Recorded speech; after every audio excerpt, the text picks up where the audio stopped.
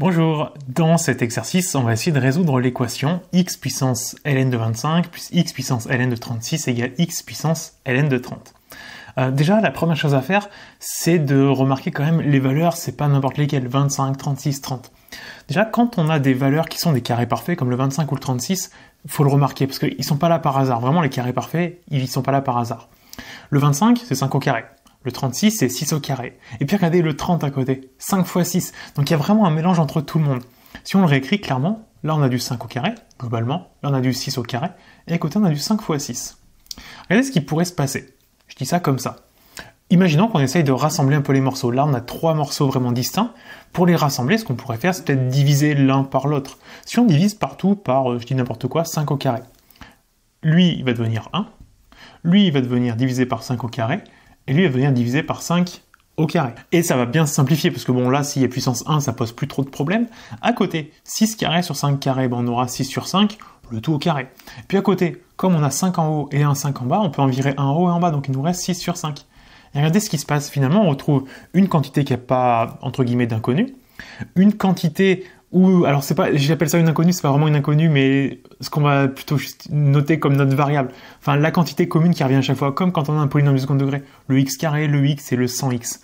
Et ben c'est exactement la même chose. Là, on aura une quantité avec du 1, une quantité avec du 6 cinquième au carré, et une quantité avec du 6 cinquième. Donc on repère quand même une sorte de polynôme du second degré ici. Donc on va revenir sur l'équation de départ et essayer de jouer de cette manière-là, parce que si on arrive à obtenir du second degré, on pourra s'en sortir. Ça va devenir facile. Le truc, c'est qu'on ne peut pas diviser par 5 au carré, parce qu'il n'y a pas de 5 au carré, il y a un ln de 5 au carré. Ce qu'on peut faire, c'est... En plus, oui, pardon, le ln de 5 au carré, il est coincé en puissance du x, donc on ne peut pas le toucher séparément. Ce qu'on peut faire, c'est diviser partout, par exemple, par celui-là. On pourrait bien sûr faire la même chose avec celui d'à côté, on pourrait diviser partout par x puissance ln de 36, ça marcherait exactement de la même façon. Donc là, ce qu'on va faire, c'est qu'on va diviser dans chaque morceau de l'égalité de départ par x puissance ln de 25. Alors le premier, ben, ça fait lui divisé par lui-même, ça vaut 1. Le deuxième, ça va nous faire x exposant ln de 36 divisé par x exposant ln de 25. Et le dernier, ça va nous faire x exposant ln de 30 divisé par x exposant ln de 25.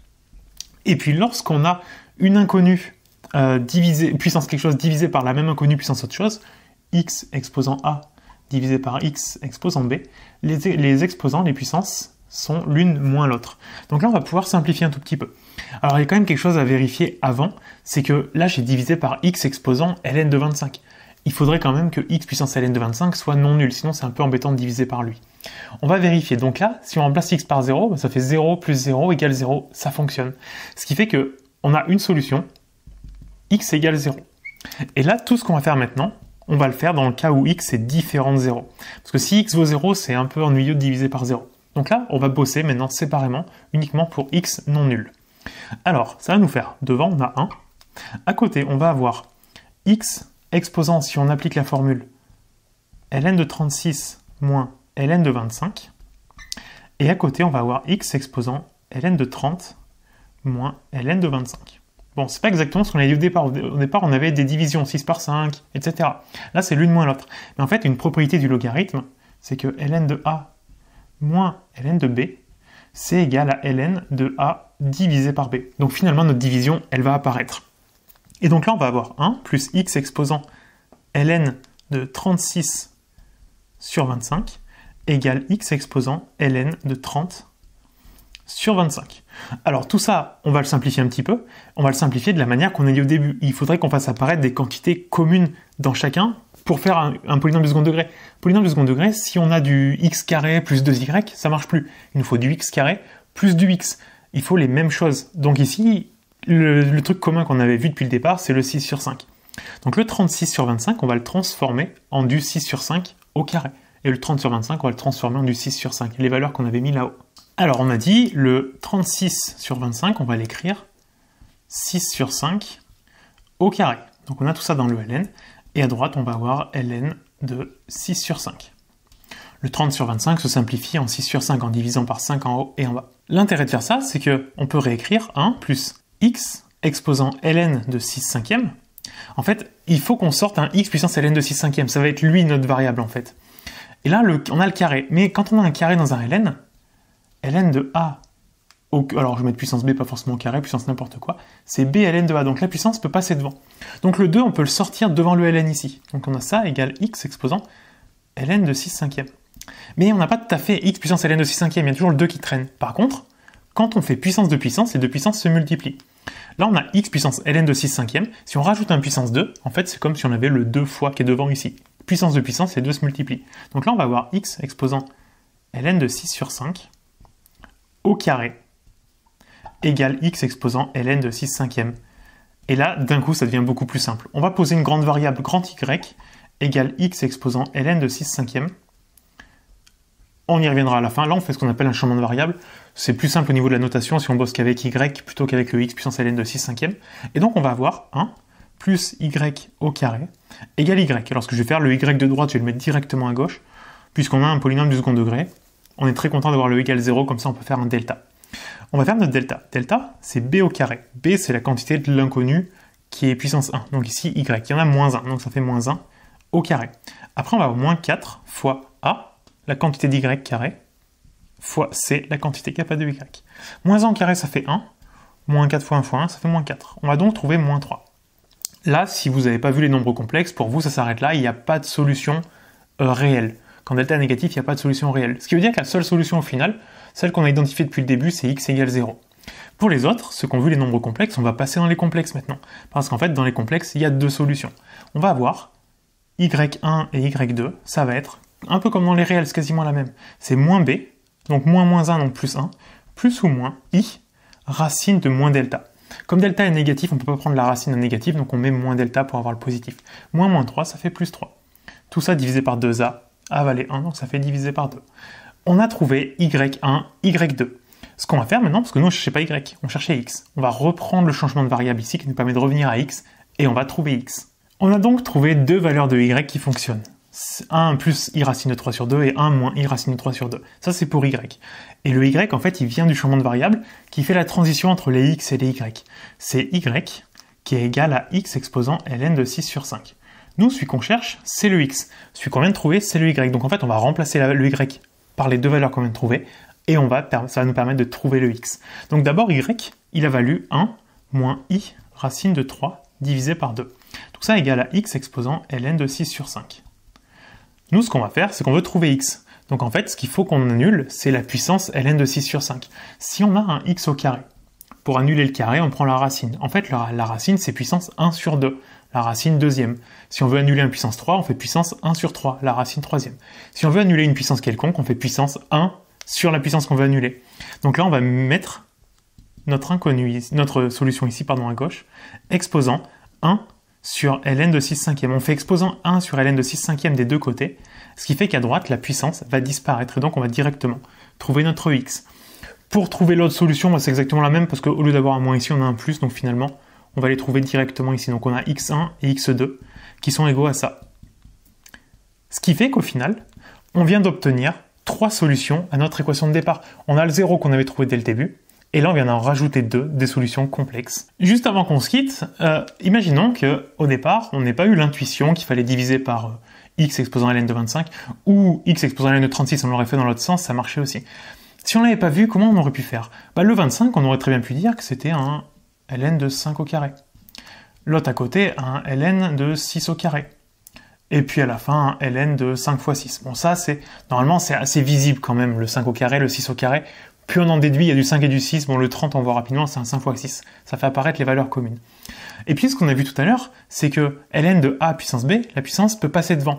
Donc là, on aura x exposant ln de 5 avec un 2 devant, plus x exposant ln de 6 avec un 2 devant, égale x exposant ln de 5, fois 6, ici. On a tout ça. On a aussi vu tout à l'heure que quand on a un nombre qui multiplie le ln, c'est comme s'il était en puissance, parce que puissance de puissance, le ln est déjà une puissance, si on fait puissance de puissance, les deux se multiplient. Donc là, on aurait pu l'écrire ln de 5, le tout au carré, plus x ln de 6, le tout au carré, égale le truc de droite, x ln de 5 fois 6. On a tout ça. Et là, ce qu'on pourrait faire, c'est poser une petite inconnue. Par exemple, lui, on peut l'appeler a, donc ça nous fait a carré. L'autre à côté, on aurait b carré. Bon, le problème, c'est que là, le a et le b sont vraiment l'un dans l'autre. Le 5 et le 6 sont reliés. Par contre, ln de a fois b, c'est ln de a c'est un peu ce que j'avais essayé d'écrire là où j'étais parti là-dessus, ln de A plus ln de B. Et on sait que quand on a une valeur exposant une somme, on peut se séparer en deux multiplications, puisque x exposant A fois x exposant B, c'est x exposant l'un plus l'autre, A plus B. Donc là, on peut écrire que c'est x exposant ln de 5 fois x exposant ln de 6. Et là, on repère vite notre A fois B. Alors, ce qu'on pourrait faire, c'est diviser par AB, de sorte à ne plus avoir d'inconnu à droite. Si on divise par AB à gauche, par exemple, ça nous fait A carré sur AB, plus B carré sur AB, et à droite, bon, AB divisé par AB, il va nous rester 1. Hop, on va s'arrêter là. Là, on va pouvoir simplifier un petit peu. A carré, A d'en bas, on peut en simplifier un des deux. Il nous reste donc, je vais l'écrire ici, un A en haut, un B en bas. À côté, on va avoir un B qu'on simplifie en haut et en bas, donc il nous reste B sur A, égale à 1. Et puis là, ce qu'on peut faire, c'est poser une inconnue. Par exemple, M, qui est égal à A sur B.